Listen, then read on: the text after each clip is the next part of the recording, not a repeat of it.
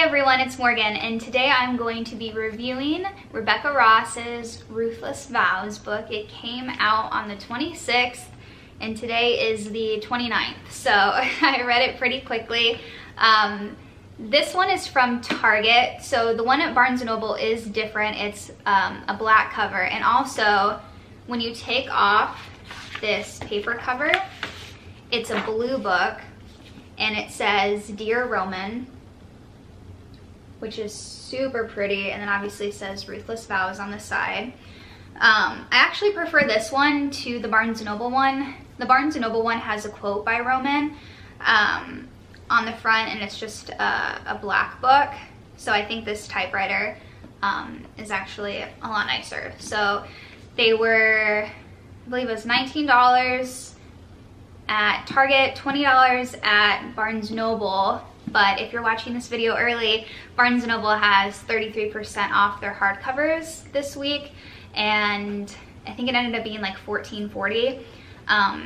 But I was at my parents' house for the holidays, and their dog ate the book.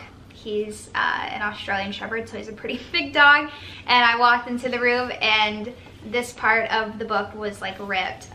He's kind of a puppy though, he's still one, so he is ornery. So anyways, I was like, oh, back to the store ahead, and so I got this one from Target. So if you have to pick one, I would pick the one from Target, unless you are wanting to save a few dollars, then get the one from Barnes & Noble, but just know that this cover is cooler. So also, it only comes in hardcover. I didn't see any paperback books for this, so just so you know ahead of time. So this will be a review of spoilers, so just FYI as we get into it. So the first book, Divine Rivals, I think I saw it on Goodreads, and I wanted to read. A bunch of people had read it that I knew, and so I was like, okay, it must be a pretty good book, trust their judgment. And yeah, it was really good. I really liked Roman and Iris's relationship. I thought the magical typewriter concept was cute, and I honestly feel like I'm not a super hard person to impress with books, because I view books as kind of like movies. Like, it's just supposed to be like a fun release. It's not, I'm not someone who's going to like hyper critique anything. I feel like that's not what the books I like to read are for.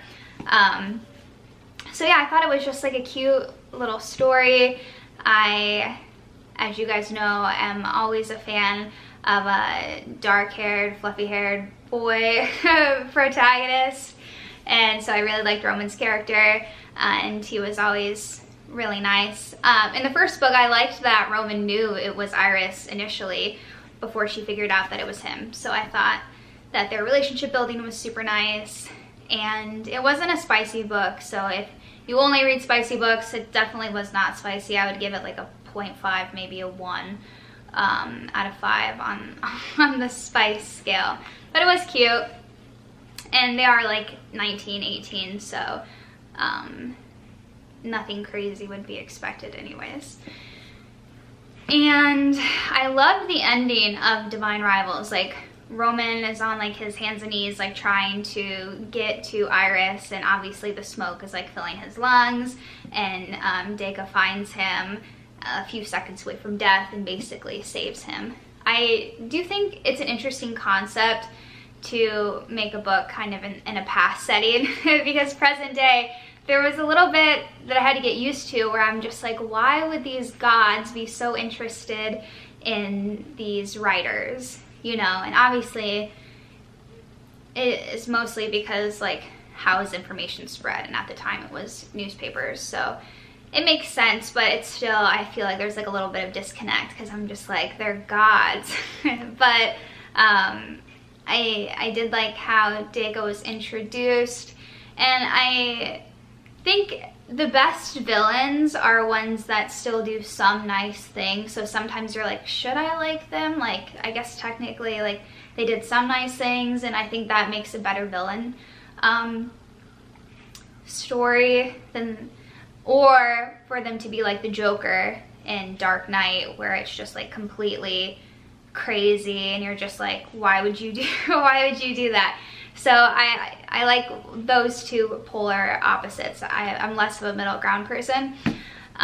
So I really did like how Deka, I feel like they did show him at least trying to be good in his own mind, because when he's talking to Roman about betraying him in Ruthless Vows, he is like, didn't I save you? Like, I walk with you guys. Enva won't even be by you guys.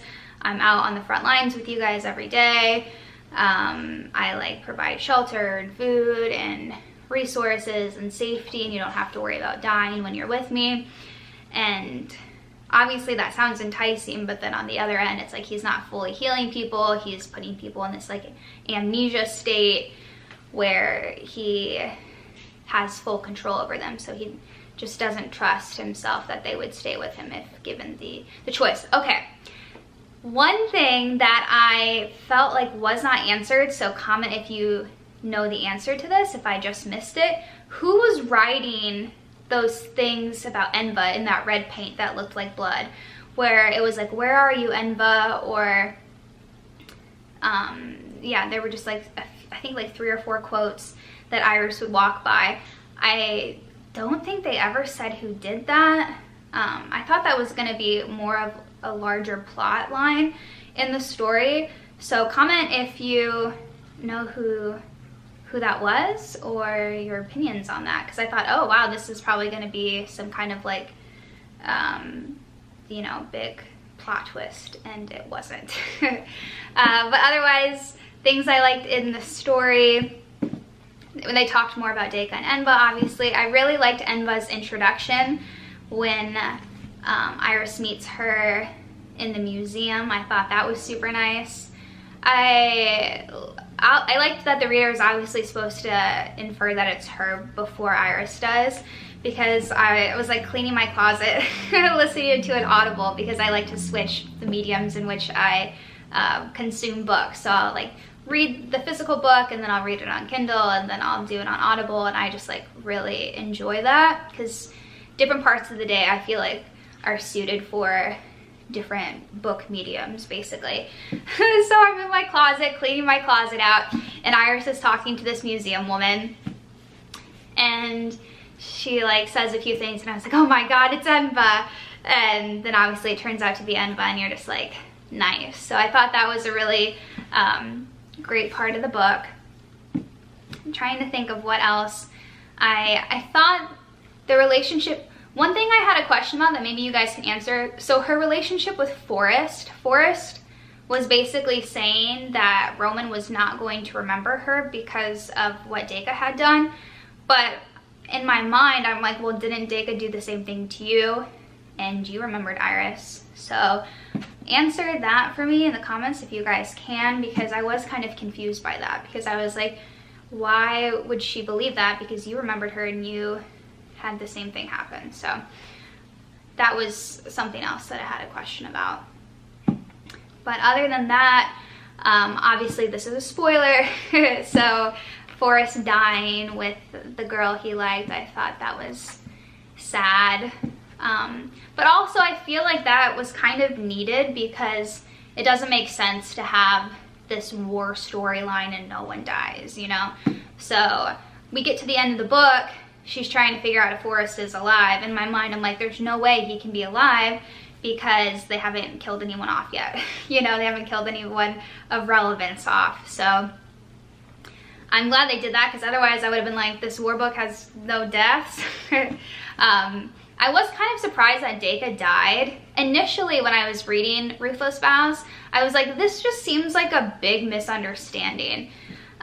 Especially at the beginning of the book, it kind of, in my mind, seemed like Deka loved her and she loved him, but she didn't want to be trapped underground, basically, and just felt like she had no choice but to leave.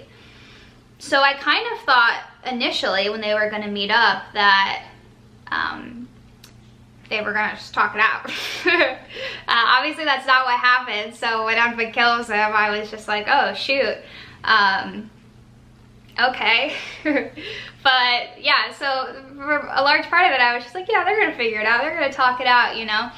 And it was gonna, in my mind, it was gonna be more of like a love story and about just like this just being a misunderstanding and that they loved each other. Obviously that's not what happened, but that is what I initially thought was going to happen. I did like the musical piece. I thought that was sweet. I always enjoyed Iris's friends. I thought that they added a nice portion to the novel. The Enva's dreams thing I thought was interesting when she started seeing her mom in the dreams.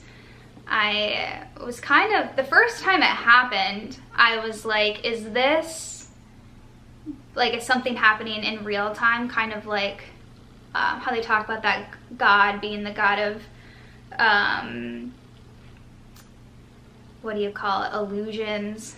So I was like, is that what's happening? Is she kind of like in this like mirage situation? And then you learn that it's a dream. So I thought that was an interesting way. I really liked that Enva was coming to Roman in dreams and telling him about his life, and I thought it was really sad that he had that first flashback of his sister, and about her dying, and when he's in his bed and he like can't remember anything, but he feels like he remembers this girl being his sister and her dying, and he's just crying in bed. I thought that was really sad, but I thought it was beautifully written, and him figuring out that it was real because she calls him Carver, and the C in his name that the newspaper wrote. I thought that that was a nice combo. My other thoughts on the book. The ending, like I said, I didn't think Dacre was gonna die. So I thought that was interesting. Them wanting to kill Roman, I figured he wasn't gonna die because I was like, well, I don't know. I think as of now, I thought this was the last of this series. Yeah, because I think I remember reading in the Goodreads summary, like finishing off the series. So I'm gonna have to check, but in my mind, I'm like, she's not just gonna kill him off and that's like the end of the book. It kind of gave me like end of Hunger Games vibes, where Katniss and Peeta go off and live in this like farm with some kids. So when they fast forwarded at the end and Roman and Iris are living in this house, I'm like, oh, there's for sure gonna be some kids in here, and they're gonna do a Hunger Games. They're gonna do a Hunger Games soon where they're out and they're like typewriting and looking at their children, etc. So why it didn't quite happen, as soon as they did a fast forward, I was like, I see where this is going. But yeah, overall, I really liked the book. I thought it was a super easy read. Again, like I said, I love this cover. I'm totally gonna put it on my bookshelf. So yeah, out of spicy scale, 0 or 1 out of 5, it was very not spicy. I think maybe there's only 1 spicy scene in each book. And then on a rating scale, 1 to 5, I would put it at a 4. I think that a 4 is a good scale rating. Yeah, I wouldn't put it at a 5 just because I think that for a 5 there needs to be maybe more like a little bit more of like a shock value or something where you're like, oh my gosh, this all like comes together in a bunch of different ways.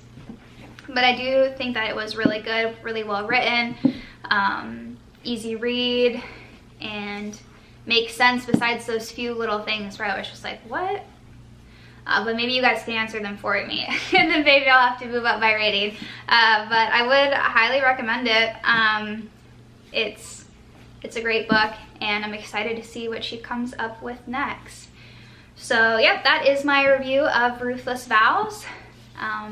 Let me know what you thought of the book and what your rating is. And I will see you guys in my next video.